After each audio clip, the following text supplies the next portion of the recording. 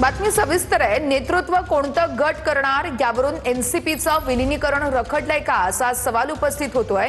यावरती तोडगा काढण्याचं काम सुरू असल्याची सूत्रांची माहिती आहे। विद्यार्थी आंदोलनामुळे चर्चा तात्पुरती खंडित झाल्याचंही सूत्र सांगत आहेत।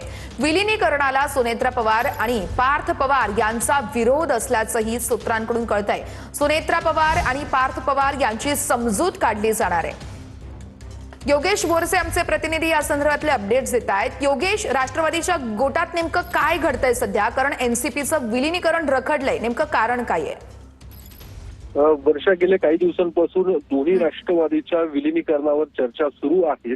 मात्र आता जी काही सूत्रांकडून मिळालेली माहिती आहे त्यावरून साधारणतः या दोन्ही राष्ट्रवादीच्या एकत्रीकरणानंतर त्या राष्ट्रवादीचं संयुक्त राष्ट्रवादीचं नेतृत्व नेमके कुठल्या गटाने करायचं, मग ते अजित पवारांच्या राष्ट्रवादीने करायचं की शरद पवारांच्या राष्ट्रवादीने करायचं, या मुद्द्यावरून खरं तर हा तिढा अजूनपर्यंत सुटत नाही आणि त्यामुळे या चर्चा थांबलेल्या आहेत। त्यासोबतच गेल्या काही दिवसांपासून दिल्लीत जे विद्यार्थ्यांचं आंदोलन सुरू आहे त्यामुळे दोन्ही राष्ट्रवादीमध्ये ज्या चर्चा सुरू होत्या त्या चर्चा देखील काही काळापुरत्या खंडित झाल्याची माहिती मिळते।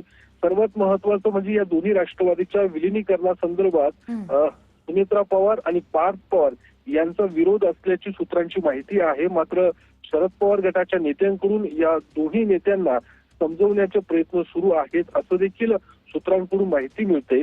या दोन्ही राष्ट्रवादीच्या विलीनीकरणानंतर एनडीएला पाठिंबा द्यायचा का हा देखील सर्वात महत्वाचा मुद्दा आहे। 2 दिवसांपूर्वीच शरद पवारांनी पंतप्रधान नरेंद्र मोदी यांची भेट घेतलेली आहे आणि या भेटीदरम्यान चर्चा या देखील आहेत की काही दिवसानंतर संसदेमध्ये डिलिमिटेशनचं जे काही विधेयक येणार आहे त्याला शरद पवारांच्या आणि एकूणच दोन्ही राष्ट्रवादीने त्या विधेयकाला पाठिंबा द्यावा अशी देखील चर्चा आहे आणि त्यामुळे या दोन्ही राष्ट्रवादीचे जे काही विलीनीकरणाच्या चर्चा आहेत या सगळ्या मुद्द्यांना घेऊन सध्या थांबलेल्या आहेत।